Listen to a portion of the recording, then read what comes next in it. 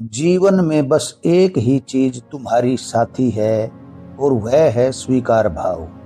स्वीकार भाव में जो सूझ पैदा होती है, जो समझ पैदा होती है, वह समझ लड़ने वाले के पास होती नहीं। क्योंकि क्रोध से लड़ोगे, काम से लड़ोगे तो उसी लड़ने में समझ को खो दोगे। लड़ने में कहाँ समझ है, समझ के लिए तो बड़ा स्वीकार भाव चाहिए। स्वीकार की शांति में समझ का दिया जलने लगता है।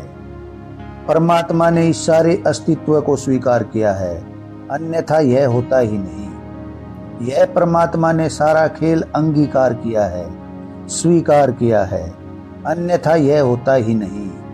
इसलिए तो हम इसे लीला कहते हैं। परमात्मा अपनी लीला में कैसा तल्लीन है, कहीं कोई अस्वीकार नहीं। तुम कितने ही बुरे हो जाओ फिर भी तुम परमात्मा को स्वीकार हो। तुम कितने ही बुरे, कितने ही पापी, कितने ही दूर चले गए हो, फिर भी तुम परमात्मा को स्वीकार हो। जैसे कोई गडरिया सांझ अपनी भेड़ों को लेकर लौटता है, अचानक गिनती करता है और पाता है कि एक भेड़ कहीं खो गई, तो बाकी सभी भेड़ों को असहाय जंगल में अंधेरे में छोड़कर उस एक भेड़ को खोजने निकल जाता है।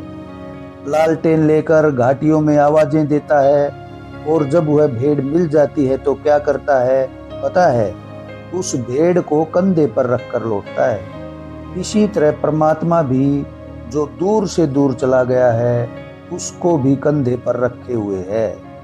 भटके को तो और प्यार से रखे हुए है। जैसे परमात्मा ने सबको स्वीकार किया है, ऐसे तुम भी स्वीकार कर लो, तो तुम्हारे भीतर का दिया जलेगा और तुम्हारे भीतर की छोटी सी ज्योति सूरज को पुकारेगी।